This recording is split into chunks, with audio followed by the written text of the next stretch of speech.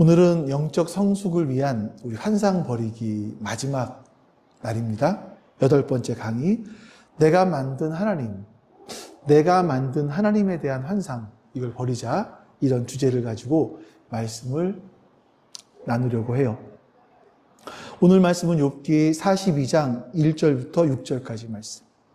욥기 42장 1절부터 6절까지 말씀을 같이 읽어보겠습니다. 욥이 주님께 대답하였다. 주님께서는 못하는 일이 없으시다는 것을 이제 저는 알았습니다.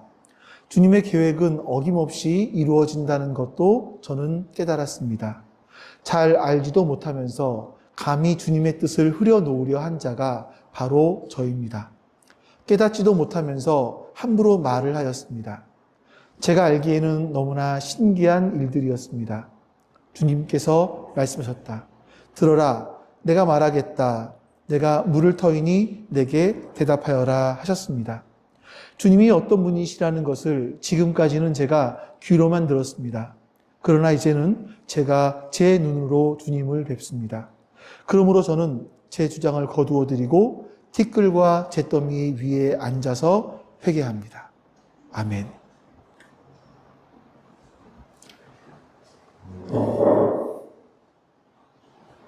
혹시 여러분들은 하나님께 실망해 보신 적이 있으실까요? 하나님께 실망한다 그래서 이게 큰 불경을 말하는 것은 아니고요. 우리가 이럴 수 있잖아요. 내가 정말 간절히 기도했는데 내 기도가 외면당한 것 같은 그런 생각. 또한 상식적으로 이해할 수 없는 고난이 내 삶을 덮쳐왔을 때. 또 하나님은 선하시다, 하나님은 정의롭다라고 믿었는데 그 하나님의 선하심과 정의로우심은 저 멀리 있는 것처럼 느껴질 때, 하나님이 침묵하시는 것처럼 느껴질 때, 우리는 하나님께 대해서 좀 당황스럽기도 하고 내가 알고 있는 하나님이 아닌 것 같아서 당황스럽기도 하고 때로는 하나님을 원망하기도 합니다. 이게 신앙생활을 오래 하면 오래 할수록 그런 상처가 더 깊이 남는 것 같아요. 아니, 내가 열심히 이렇게 믿었는데, 내가 주님을 위해서 이렇게 열심히 봉사했는데, 헌신했는데, 내가 그토록 말씀대로 살려고 애를 썼는데 왜 하나님은? 이런 질문들이 우리의 마음을 떠나지 않죠. 그래서 우리가 오늘은요, 이 질문에 대한 답을 한번 같이 살펴보려고 합니다. 우리가 오늘 만날 사람은 욥이라는 사람이죠. 너무나 잘 아실 텐데 욥이라는 사람은 이 질문의 가장 끝에 서 있는 사람이 아닌가 하는 생각이 들어요. 자, 욥을 잠깐 설명하면, 욥기를 설명하면, 욥은 정말 어려운 책임입니다만 잠깐 설명을 쉽게 해본다면 성경 전체를 들어서 하나님께 이 욥처럼 칭찬을 들은 사람이 없는 것 같습니다. 하나님은요, 사탄 앞에서 욥처럼 나를 경외하고 악에서 떠난 순전한 사람이 있는가 한번 봐라. 세상에 이런 사람은 없다라고 사탄 앞에서 마치 아버지가 부모가 자녀를 자랑스럽게 생각하면서 소개하는 것처럼 그렇게 소개한 사람이 바로 욥이었었습니다. 욥은 동방의 가장 부자였었죠. 근데 어느 날 그 많은 재산을 하루아침에 날려버리죠. 그것도 모자라서 눈에 넣어도 아프지 않을 정도의 그 사랑스러운 아들과 딸들을 한날 한시에 모두 떠나보냅니다. 죽게 되죠. 이게 정말 하늘이 무너지고 땅이 꺼지는 슬픔이었을 것 같아요. 근데 이런 상황에서 그래도 유일한 버팀목이 될 수 있을 만한 아내가 이렇게 말을 하고 떠납니다. 차라리 하나님을 욕하고 죽어버리세요. 이렇게 끔찍한 말을 하고 남편을 떠나버리죠. 뿐만 아닙니다. 사탄은 거기에서 멈추지 않고 욥의 온 몸에 악성 종기를 일으키게 만들죠. 그래서 욥은 잿더미 위에서 기와장 조각으로 자신의 그 피고름이 맺힌 몸을 긁었다, 이렇게 말씀합니다. 그러니까 인간이 겪을 수 있는 가장 비참한 신세가 된 게 바로 욥이었었어요. 여러분, 이런 욥을 한번 상상해 보세요. 모든 걸 잃었습니다. 사랑하는 관계도 끊어져 버렸습니다. 극심한 육체의 고통, 아마 그것보다 더 큰 것은 영혼의 고독이 아닐까 싶어요. 혼자 있다. 하나님이 나를 돌보지 않으신다. 내가 하나님께 잘못한 것이 없는데 하나님은 나에 대해서 외면하고 계신다. 이런 신음, 고통. 이런 게 있지 않았을까 싶습니다. 바로 그때 이런 끔찍한 소식을 듣고 3명의 친구가 욥을 찾아오죠. 엘리바스, 빌닷, 소발. 딱 와서 보니까 욥이 정말 말로 다 할 수 없는 끔찍한 상황 가운데 있는 거예요. 너무나 큰 충격을 받아서 이 친구들은요, 일주일 동안 아무 말도 하지 않고 그냥 같이 옆에 앉아서 울어주기만 했습니다. 자, 저는요, 여러분, 이게 가장 큰 위로라고 생각해요. 하나님 말씀하시죠. 우는 사람 옆에서 어떻게 해야 돼요? 같이 울어주는 거죠. 이거예요, 이거. 여기까지 너무 잘했어요. 일주일 동안 같이 울어줬습니다. 근데 아마 이 모습이 욥에게는 가장 큰 위로가 되었을지도 모르겠어요. 근데 이 친구들의 침묵이 깨지는 순간 비극이 시작되었습니다. 그들의 마음속에 있던 아주 위험한 환상들이 있었어요. 하나님에 대한 환상. 하나님은 이런 분이야. 이런 환상들이 있었고, 이 환상들을 꺼내놓는 순간 욥에게 아주 엄청난 상처를 주기 시작을 했습니다. 그래서 저는 오늘 이 친구들이 가지고 있었던, 또 욥이 가지고 있었던, 그리고 우리들이 가지고 있는 그런 신앙의 모습을 가리켜서 상자 신앙이다, 이렇게 말하고 싶어요. 상자 신앙. 자, 사람들은요, 각자 저마다 하나님은 이런 분이어야 돼. 하나님은 이런 분이야. 나는 어떤 그런 상자를 만들어 놓고 그 안에 하나님을 가두어 놓습니다. 억지로 그 안에 끼워 맞추는 거죠. 내가 이렇게 하면 하나님은 이렇게 해주시는 분이야. 이런 거죠. 이런 거. 욥의 친구들 마찬가지입니다. 이런 거 가지고 자신의 상자 신앙을 들고 와서 욥이 자신은 이해할 수 없는 고통을 겪고 있었을 때 그 욥의 상황을 자신들의 상자 신앙에 끼워 맞추기 시작을 하는 겁니다. 이들의 말은 정말 욥을 절망 가운데 빠지게 했을 거예요. 자, 가장 연장자였던 엘리바스가 먼저 말을 해요. 상자 사진 하나 보여주실래요? 엘리바스의 신앙을 얘기하면 이 사람은 인과응보의 신앙이에요. 이복의 욥. 내가 자네를 보니 자네처럼 의롭고 흠없는 사람이 어쩌다 이렇게 끔찍한 일을 당했는지 모르겠네. 하지만 한번 생각해 보게. 사람이 죄를 짓지 않고 망하는 사람이 있던가? 정직한 사람이 세상에서 끊어지는 걸 본 적이 있나? 하나님은 결코 그런 분이 아니세요. 분명히 자네가 기억하지 못하는 사소한 실수, 어떤 숨겨진 잘못들이 있을 걸세. 그러니 조금만 더 기다리면서 자신의 잘못들을 한번 생각해 보게. 이랬던 사람이 엘리바스예요. 자, 여러분도 어떠십니까? 이 엘리바스의 이야기? 하나님께서 벌을 주실 때는 내가 무언가 잘못했기 때문에 벌을 주신다? 이런 생각. 인과응보. 하나님은 언제나 선한 사람에게는 복을 주시고 악한 사람에게는 벌을 주신다. 이런 인과응보라는 상자 안에 하나님을 가둬 놓은 겁니다. 그래서 이 상자 안에는요, 이해할 수 없는 고난은 존재할 수 없다. 이거예요. 모든 고난에는 반드시 그에 상응하는 죄라는 원인이 있다. 이런 거죠. 자, 두 번째 친구 빌닷은요, 전통주의자였어요. 전통과 역사에 근거합니다. 이렇게 말을 하는 거예요. 이 빌닷이 욥기 30장까지 해서 이야기한 것들을 쭉 잠깐 정리를 해보면, 여보게, 자네 자식들이 죽은 걸 보게. 그들이 하나님께 죄를 지었기 때문에 이런 끔찍한 일을 당한 게 아니겠나? 하나님은 절대로 불의를 행하시는 분이 아니야. 공의로운 분이야. 원인이 있으니 결과가 있는 거겠지. 이것이 우리 조상 때부터 지금까지 대대로 이어내려온 지혜가 아닌가. 자네가 비록 자식들처럼 죽지는 않았지만 이렇게 끔찍한 고통을 당하고 있는 걸 보니 자네도 무언가 숨겨져 있는 죄가 있는 것이 분명하네. 이 사람은 전통적으로 욥을 욥의 문제를 생각했던 거죠. 그리고 빌닷. 아마 이 빌닷 같은 경우는요, 자신의 교리라고 얘기를 했는데, 제가 이 빌닷은 어쩌면 현대인들이 생각하는 것과 비슷하지 않을까 싶은데요. 이렇게 말하는 겁니다. 성경을 보게, 성경에는 하나님은 죄인을 심판하신다고 나와 있네. 근데 너는 지금 하나님으로부터 심판을 받고 있어. 그럼 뭐야? 고로 너는 죄인이야. 3단 논법인 거예요. 3단 논법. 하나님은 심판하신다. 너는 고통을 당하고 있다. 고로 너는 죄를 지은 거다. 이런. 너는 이 3단 논법을 부정하고 있는 걸 보니까 너는 교만하기까지 해.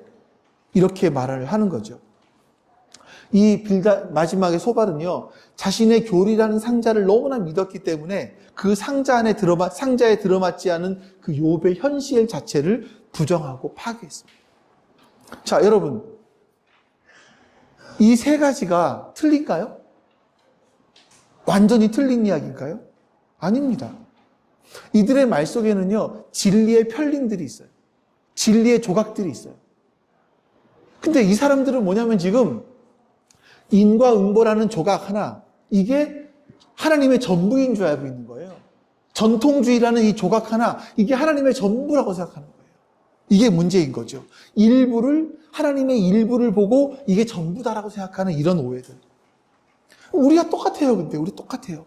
우리 각자 나름대로요, 나만의 신앙 상자를 아주 견고하게 만들어 놨어요. 그리고 그 상자 안에 하나님을 모시고 살아갑니다. 내가 편할 때는요, 몰라요. 내가 편할 때는 내가 그 상자를 갖고 있다라는 사실을 몰라요. 근데 욥과 같이 이해하기 어려운 환경이 닥치면, 어려움이 찾아오면 그 상자의 실체가 막 드러나기 시작을 합니다. 하나님, 제가 주일 성수를 안 했습니까? 10의 1조를 빼먹었습니까? 교회 봉사도 열심히 했는데 왜 저에게 이런 일이? 왜 저에게 이런 어려움이? 하나님 공평하지 않아요. 저렇게 악한 사람은 잘 되는데, 돈 잘 버는데 왜 저에게? 마치 이런 거죠. 자판기에 동전을 넣으면 내가 원하는 게 나와야 되잖아요. 누르면. 그만한 액수를 넣고 버튼을 누르면 내가 원하는 게 나와야죠. 이런 생각인 겁니다. 나의 종교적인 행위, 열심, 이것은 하나님께서 하나님의 복으로 나에게 보장해 줘야 된다라는 거예요. 이거를 거래신앙이라고 하시죠. 거래신앙. 하나님, 내가 이만큼 했으니 나에게 이만큼 해주십시오. 거래하는 것 같은 신앙이죠. 이런 신앙 상자를 가진 사람은요, 자신의 기대, 자신이 생각하는 것과 다른 결과가 나오면 하나님께 서운하다고 생각을 해요. 때로는 분노하고요, 결국에는 하나님은 살아계시지 않은가 봐 하고 하나님을 떠나기도 합니다. 자, 이런 얘기를 들어볼게요. 한 자매가 있었습니다. 그 자매는 대학 시절에 누구보다 열심히 신앙생활을 했었어요. 그리고 그 자매는 한 교회에 있는 한 형제를 굉장히 사랑했습니다. 서로 사랑했어요. 그 둘이 결혼하기로까지 막 생각을 했었어요. 근데 그 형제가 대학을 졸업하는데 보니까 이제 나와 결혼하겠지라고 생각을 했는데 알고 보니까 다른 자매가 있었네? 다른 사람과 결혼을 했어요. 이 자매는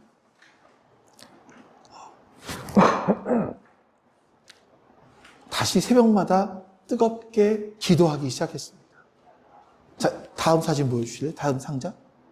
이 사람의 믿음은 이거예요. 내가 하나님을 향한 뜨거운 열정적인 믿음을 갖고 있으면 상황이 순조롭게 흘러가고, 그러면 내가 원하는 것을 하나님이 허락하실 거다. 내가 하나님을 열심히 믿으면 내 상황들이, 모든 삶이 순조롭게 흘러가고 하나님은 내가 원하는 것을 허락하실 거야. 이런 믿음. 이게 아마 많은 사람들이 갖고 있는 보편적인 믿음이 아닐까 생각을 해요. 그런데 이 형제가 결혼해버리자 이 사람의 믿음이 산산조각이 났습니다. 하나님, 어떻게 이러실 수 있습니까? 제가 뭘 잘못했습니까? 그러면서 막 금식하면서 기도하는 거예요. 울부짖으면서. 하지만 하나님께 응답은 없었고요. 그녀는 결국 내가 알던 하나님은 없구나 하면서 교회를 떠나버리고 말았습니다. 이거예요. 이런 분들은 자기 나름대로 내가 이렇게 하면 하나님은 저렇게 해주실 거야. 이런 신앙의 공식들을 갖고 있었어요. 나만의 신앙 상자, 이런 거 갖고 있는 거죠. 여러분, 이렇게 하나님을 내가 만든 신앙 상자 안에 가두어 놓을 때 이런 일들이 벌어지게 되는 겁니다. 이 상자가 어떤 현실의 충격으로 깨지면 그 안에 가두어 놓았던 하나님마저도 잃어버리게 되는 거예요. 자, 그럼 여러분 보십시오. 왜 사람들은 자신만의 상자를 만들어 놓을까요? 그리고 하나님을 자꾸 여기다 가둬놓고 하나님은 이런 분이야 라고 정의를 내릴까요? 이게 몇 가지 좀 생각을 해보죠. 그 원인들이 있는데, 이게 첫 번째가 안타깝게도요, 교회 안에 만연되어 있는 간증 문화 때문인 것 같아요. 간증 문화. 이런 간증 들어보지 않으셨나요? 제가 세상에서 정말 막 나가는 인생을 살았습니다. 술과 도박과 이런 데 빠져서 가정을 돌보지 않고 사채까지 빌렸으면서 사업도 완전히 망해버렸고요. 우리 가정이 길거리로 나앉게 되었습니다. 바로 그때 하나님께서 저를 치셨습니다. 제가 완전하게 뒤집어져서 이제 이렇게 하나님을 믿게 되었습니다. 이런 얘기. 한 방에 인생이 역전된 이야기. 우린 너무나 이런 이야기들을 많이 들어요. 그러니까 내가 잘 나가고 있을 때, 때로는 잘 나가고 있을 때 하나님이 나를 치셔서 나 하나님을 이렇게 믿게 됐습니다. 이런 이야기들. 그래서 사람들은 이런 생각을 합니다. 언젠가 내가 이렇게 지금처럼 살아도 하나님이 나를 돌이키기 위해서 언제 한번 치실 때가 있구나. 이런 생각. 끔찍한 일인데. 언젠가 한번 치면 나도 돌아올 거야. 이런 생각들. 여러분, 그래서 신앙생활을 좀 게을리하다가 세상 재미에 빠져 살다가 근데 마음 한쪽 구석에서 이런 생각이 들어요. 내가 이러다 언제 한번 하나님한테 맞지? 이런 생각들이 들기도 하죠. 근데 성경을 보십시오. 성경 어디에 하나님이 잘못하는 걸 때리기 위해서 몽둥이를 들고 기다리시는 분이다라고 말씀하시는 부분은 없습니다. 그렇게 묘사하는 곳은 없어요. 또 한 가지 간증의 위험이 뭐냐면요. 강한 믿음의 간증이에요. 여러분 아시지 않습니까? 내 병은요, 내 암은요, 의사도 포기했습니다. 근데 제가 죽음을 각오하고 40일 동안 금식하면서 매일 산에 올라가서 기도했더니, 소나무 뿌리를 뽑겠다는 일념으로 하나님께 기도했더니 하나님께서 마침내 내 병을 고쳐주셨습니다. 할렐루야. 이러는 거죠. 이런 간증을 들으면 내가 감동을 받기도 하고 도전을 받기도 해요. 근데 자칫 잘못하면 어떤 오해를 할 수 있냐면, 그 진짜 주인공이 하나님이 아니라 내가 얼마나 강하게 믿었는지, 내가 얼마나 지극정성으로 기도했는지, 이것이 주인이 되어버린 경우들이 있습니다. 이런 이야기를 듣다 보면요, 계속 자연스럽게 우리의 생각 속에서 내가 믿음이 부족했기 때문이구나, 내가 정성이 부족해서 응답을 못 받은 거구나, 저 사람처럼 강하게 믿어야 되는데 내가 그렇지 못했구나, 앞으로는 더 지극정성으로 매달려야지, 10의 1조만 하는 것이 아니라 10의 2조도 하고, 자식을 위해서 1,000번째 한번 못하겠어, 1,000번째도 해야지. 이렇게 하나님을 향해서 엄청난 정성, 노력 이렇게 드리면 하나님이 감동하셔서 내가 원하는 것을 들어주시겠지? 이런 하나님에 대한 오해를 하고 있는 겁니다. 이거예요. 자, 그리고 큰 두 번째 이유는요, 자기 확신적인 믿음이죠. 이런 함정들이 우리를 나만의 상자를 만들어가게 만드는 겁니다. 자, 오늘날 사람들이 기독교에서 말하는 믿음을 뭐라고 생각하느냐 이거예요. 사람들이 믿음이라고 얘기할 때 내가 원하는 것이 반드시 이루어질 것이라고 굳게 믿고 선포하는 것, 이루어질 것이라고 믿고 흔들리지 않는 것, 이것을 믿음이라고 오해해요.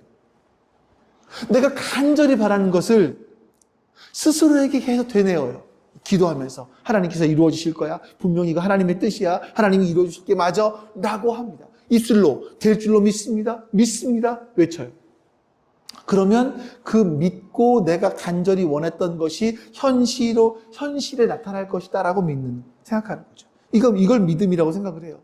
그래서 여러분 이건요, 굳이 말을 하자면 우리나라 토속신앙에 있는 것처럼 지성이면 감천이라고 생각하는 거예요. 또 요즘으로 들어보면 긍정의 힘, 시크릿 이런 것들. 이런 자기 개발 사상이지 이거는 믿음이라고 할 수가 없는 겁니다. 믿음의 본질과는 너무나 거리가 멀어요. 그러니까 여러분 스스로의 믿음이 무엇인지를 잘 돌아보셔야 돼요. 성경이 말하는 진짜 믿음은요, 내가 믿고 싶은 것, 내가 되고 싶은 것, 내가 얻고 싶은 것을 될 것이라고 믿는 것이 아니에요. 성경이 말씀하고 있는 믿음은요, 하나님이 이미 행하신 것, 앞으로 행하시겠다고 하신 것, 약속하신 것, 그것이 분명히 이루어질 것이라고 믿는 게 바로 성경에서 말씀하고 있는 믿음이죠. 그러니까 믿음의 근거는 나의 간절함, 나의 확신, 나의 행위, 나의 열심 이런 것이 아니라 어제나 오늘이나 영원토록 신실하신 하나님, 그분 자신과 그분의 말씀을 믿는 겁니다. 내가 원하는 대학의 하나님, 내가 원하는 직장에 취직시켜 주실 하나님을 믿는 것이 아니라 어떤 결과가 주어지더라도 나를 향한 하나님의 사랑, 하나님의 선하심, 나에게 가장 좋은 것을 주시는 분이라는 그 사실, 그 길로 인도하실 것이라는 신뢰. 그래서 나는 오늘도 그냥 내게 주어진 일에 최선을 다하는 거예요. 그리고 결과는 하나님께 맡겨드리는 거예요. 이게 진짜 믿음인 거예요. 그래서 제가 사실 오늘 길이라는 찬송을 부르고 싶어 했던 것은요, 나의 가는 길 그가 하시나니 나를 단련하신 후에 나를 정금같이 나오게 하실 거예요. 근데 제일 처음에 무슨 말이 나와 있습니까? 내가 가는 길을 내가 계획할지라도 그 걸음을 인도하시는 분은 하나님이세요. 이거를 믿는 거예요. 이거 신뢰하는 거예요. 내가 원하는 결과가 내게 주어지지 않았다 할지라도 하나님이 나를 인도하십니다. 그 길은 선합니다. 이걸 인정하는 거죠. 그 결과 끝에는 결국 하나님의 선하심이 드러날 겁니다. 이거를 인정하는 게 진짜 믿음인 거예요. 근데 우리는 자꾸만 내 소원을 관철시키려는 자기 확신, 자기 신념을 믿음으로 오해해요. 착각해요. 그래서 하나님을 내 뜻대로 움직여야 이 사람이 믿음이 좋은 사람이에요. 하나님을 내 뜻대로 움직이기 위해서 40일 금식 기도를 하고 1000번제를 드리고 10의 구조를 하고 자기가 만든 신앙의 상자 속에 가두어 버리는 거죠. 위험한 겁니다. 마지막으로 성경에 대한 단편적인 이해가 문제예요. 우리의 상자를 더욱더 견고하게 만들어요. 성경 전체를 알지 않고 성경의 단편, 쪼각 이것만 알고 이게 하나님이야, 신앙의 전부야라고 말하는 오해를 우리가 할 수 있는 거죠. 성경은요, 하나님 자신을 우리에게 보여주는 가장 좋은 유일한 창문입니다. 그런데 우리가요, 이 거대한 창문에 한쪽 귀퉁이 조그만 거 하나 보면서, 그러니까 이렇게 보는 거죠. 내가 좋아하는 성경 구절 몇 개, 혹은 우리가 속한 교단의 교리적인 설교 몇 가지. 그러면서 그거 가지고 하나님은 이런 분이야, 마치 하나님을 전부 아는 것처럼 쉽게 단정해 버리는 겁니다. 여러분, 하나님은 그런 분이 아니세요. 하나님은 장로교회 하나님도 아니고, 하나님은 감리교나 성결교회 하나님도 아니세요. 성경은 두 가지 다 말하거든요. 어떤 분은 그래요. 자기는 알미니안적 칼빈주의다, 이렇게 얘기를 하는 분이 있어요. 알미니안, 감리교나 성결교나 이렇게 이쪽에 좀 많이 있는 분이고, 웨슬레랑 포함해서. 칼빈은 장로교 쪽이잖아요. 이 두 가지. 나는 두 가지 다. 왜냐하면 성경은 두 가지를 다 말씀하고 있기 때문에 그렇다 이야기하시는 분도 있습니다. 여러분, 하나님은 어떤 분이십니까? 우리가 이런 거예요. 하나님은 무한하시다. 우리가 무한의 개념을 알아요? 무한이라는 개념을 우리가 알까요? 마치 이런 거죠. 동해안에 가보니까 뭐 조개가 있어요. 조개 쪼가리 껍데기 이렇게 하나 반 쪼가리 있는 걸 보고 그걸 동해안 바닷물을 딱 퍼서 조금 맛을 보고서는 이야, 이게 태평양이야. 태평양의 전부야. 이런 거예요. 마치 그 몇 방울의 바닷물을 먹어보고서는 이게 태평양이야 라고 말하는 것과 같이 어리석은 일은 없는 겁니다. 바로 욥의 친구들이 그런 어리석은 일들을 하고 있는 거죠. 자, 이렇게 욥과 욥의 친구들이 논쟁을 벌이고 있었을 때 욥기 38장에 가면 드디어 하나님이 나타나십니다. 근데 정말 놀라운 것은요, 하나님께서 욥에게 고난의 이유에 대해 설명하지 않으신다는 거예요. 욥아, 네가 왜 고난당했는 줄 아니? 라고 하면서 그 이유를 설명해 주지 않으세요. 그 대신 욥이 단 한 번도 상상해 보지 못했던, 상상할 수조차 없었던 질문들을 욥에게 하십니다. 이건요, 단순히 욥을 어떤 논리적으로 굴복시키기 위해서 그러신 것이 아니라 충격 욥법인 거예요. 하나님은 욥에게 이렇게 말씀하십니다. 욥아, 내가 땅에 기초를 놓을 때 너 어디 있었니? 네가 아침에게 명령해서 동이 트게 한 적이 있니? 네가 바다의 깊은 샘에 들어가 보았니? 사망의 그늘진 문을 네가 본 적이 있니? 네가 이 하늘의 궤도를 알고 그것들이 땅을 다스리게 할 수 있니? 하나님은 욥이 감히 상상조차 할 수 없었던 거대한 이 우주적인 움직임을 말씀하세요. 욥은요, 이 하나님의 말씀을 듣고 할 말을 완전히 잃어버립니다. 그리고 자신의 주장, 생각 모두 내려놓고 완전히 새로운 고백을 해요. 그게 이제 우리가 오늘 읽었던 본문이에요. 우리 한번 2절 말씀 읽어볼까요? 같이 읽습니다. 주님께서는 못하시는 일이 없으시다는 것을 이제 저는 알았습니다. 주님의 계획은 어김없이 이루어진다는 것도 저는 깨달았습니다. 자, 여러분, 이것이 우리가 하나님을 가두었던 상자 밖으로 나오는 첫 번째의 걸음이에요. 하나님께서 하시는 일이 내 작은 머리로 도무지 이해할 수 없는 그렇게 큰 분이라는 것을 이제 알았다라는 거죠. 내 모든 계획, 내 모든 기대와는 전혀 다른 방향으로 우리의 인생이 흘러가도 그래도 하나님은 옳으십니다. 내 생각보다 하나님의 계획이 더 크시고 완전하심을 제가 믿습니다. 이 고백이에요. 그러면서 내 인생의 운전대를 하나님께 맡겨드리는 거죠. 여러분, 이건요, 내 감정이나 주변의 상황에 따라서 이리저리 흔들리는 값싼 믿음이 아니에요. 내 마음속에 아무런 확신이 없고 눈에 보이는 상황이 전혀 나를 뒷받침해 주지 않을지라도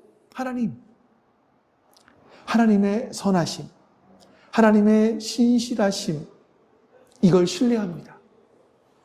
결단하는 거예요. 욥은 이제 그 무조건적인 신뢰의 자리로 나아가기 시작한 거죠. 그 욥이 덧붙여서 이렇게 고백을 합니다. 3절 말씀 또 읽어보겠습니다. 잘 알지도 못하면서 감히 주님의 뜻을 흐려놓으려 한 자가 바로 저입니다. 깨닫지도 못하면서 함부로 말을 하였습니다. 제가 알기에는 너무나 신기한 일들이었습니다. 사실 여러분, 욥기 내내 욥기를 읽어보면 함부로 떠들어댄 사람은 욥이 아니라 3명의 친구거든요. 근데 욥은 지금 이렇게 말합니다. 제가 깨닫지도 못하면서 함부로 말했습니다. 고백하는 거예요. 여러분, 이 나만의 신앙 상자에서 나오는 두 번째 방법은요, 하나님 앞에서 침묵하는 법을 배우는 겁니다. 내가 하나님에 대해서 안다. 다른 사람들의 인생을 보면 아이고, 저 사람은 저게 문제지. 저랬으니까 인생이 저러지. 함부로 이야기하는. 사실은 그렇게 할 수 없는 무지한 존재라는 것을 깨닫게 된 겁니다. 사람들은 함부로 다른 사람에 대해서 많이 이야기를 해요. 너는 기도가 부족해서 그래. 넌 뭔가 회개할 게 있지 않니?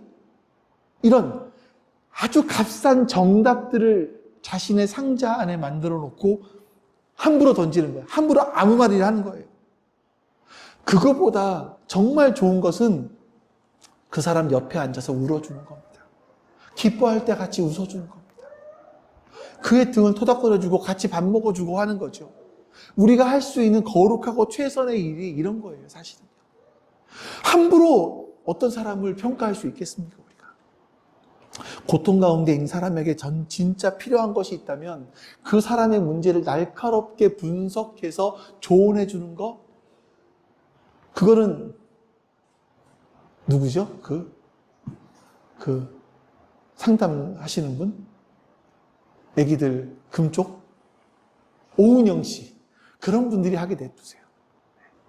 우리는요, 옆에 가서 같이 울어주고, 같이 있어주고, 같이 밥 먹어주고, 이런 거죠.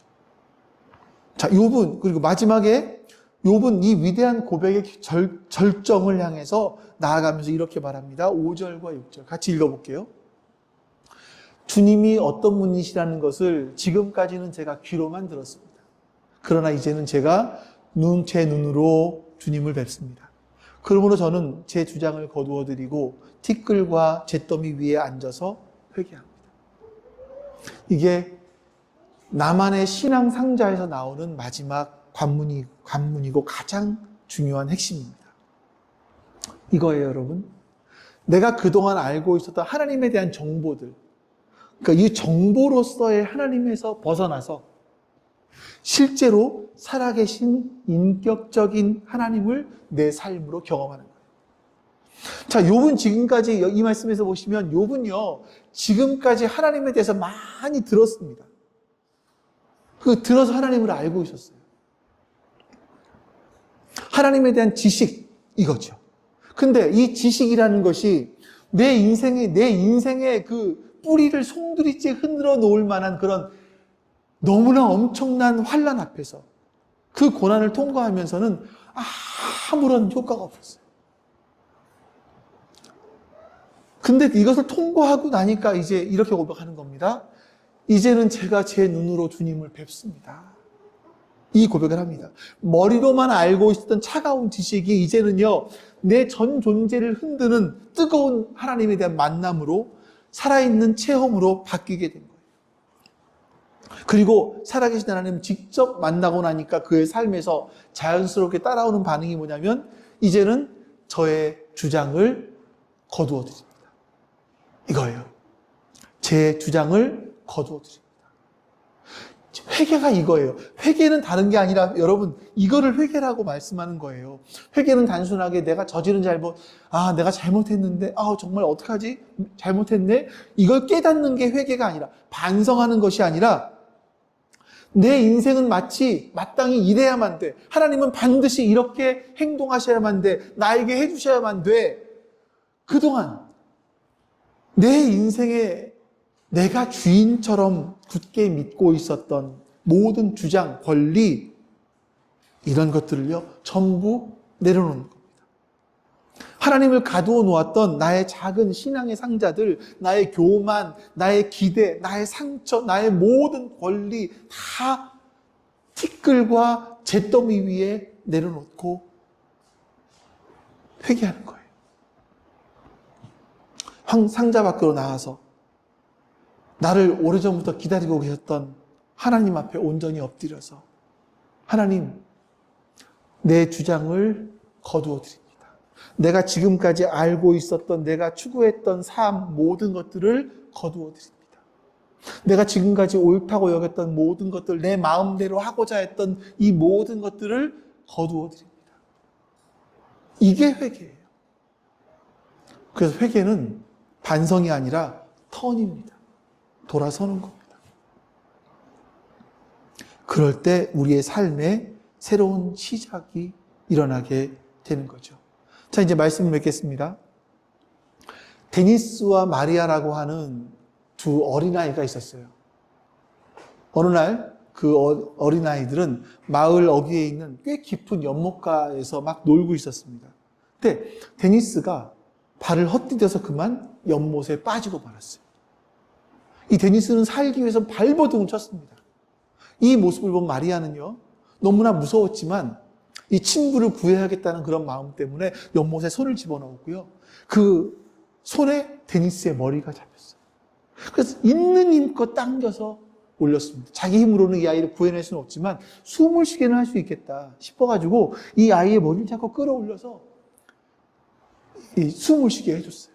마침 그때 지나가던 어른이 있어서 이 데니스를 끌어내 주었고 살게 되었습니다.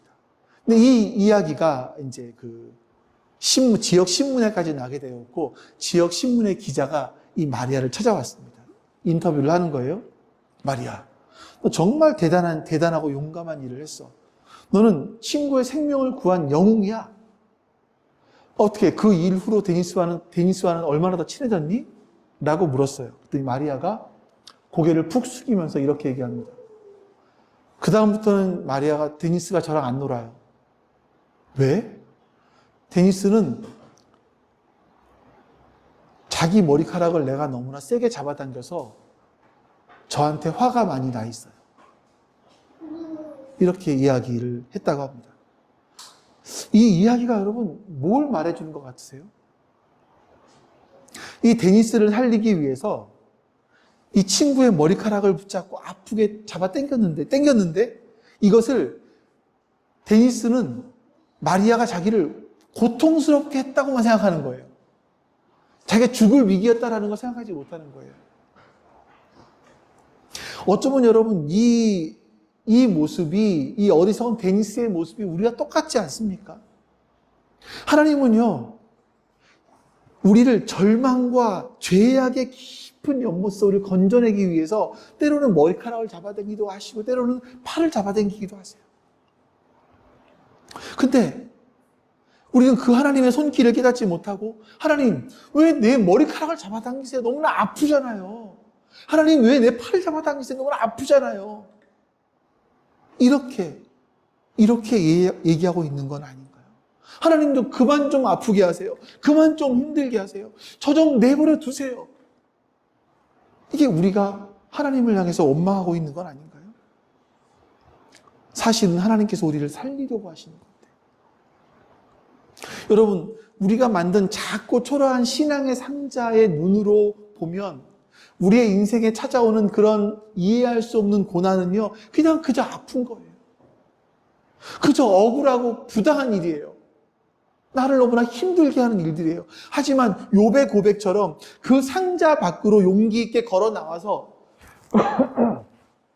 우리가 알고 있는 신앙의 상식들 이해, 이런 것들을 다 뛰어넘어서 진짜 크고 놀라우신 하나님을 우리의 눈으로 직접 뵐 때 비로소 깨닫게 될 수 있는 겁니다. 아, 그렇게 아팠던 이유가, 하나님이 나의 머리를 그렇게 잡아당겼던 이유가 사실은 나를 죽음에서 살리려고 하시는 거였구나. 죽음에서 생명으로 옮기시기 위한 하나님의 일하심이었구나. 하나님의 절박한 몸부림이었구나라는 것을 이 상자 밖으로 나와야 알 수 있는 거예요. 여러분, 오늘 우리가 말씀을 함께 나누면서 그동안 우리가 지금까지 나름대로 신앙생활을 해오면서 우리가 만들어 놓았던 신앙의 상자가 있어요. 신앙은 이런 거야. 이렇게 돼야 돼. 내가 이렇게 하면 이렇게 결과가 나타나야 돼. 여러분, 이런 하나님에 대한 환상에서 벗어나시기를 바랍니다. 더 이상 하나님을 그 나의 작은 신앙 상자, 나의 작은 지식의 신앙 상자에 가둬놓지 마시고 그 상자를 깨트리고 하나님을 상자 밖으로 꺼내십시오. 그 밖에서 두 팔 벌려 나를 기다리고 계시는 그 하나님을 인격적으로, 살아계신 하나님을 인격적으로 여러분 만나게 되시기를 바랍니다. 그래서 욥처럼 하나님, 지금까지는 제가 귀로만 들었습니다. 그러나 이제는 제가 제 눈으로 주님을 뵙습니다.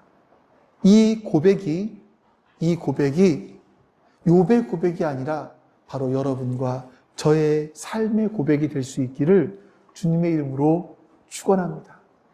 아멘.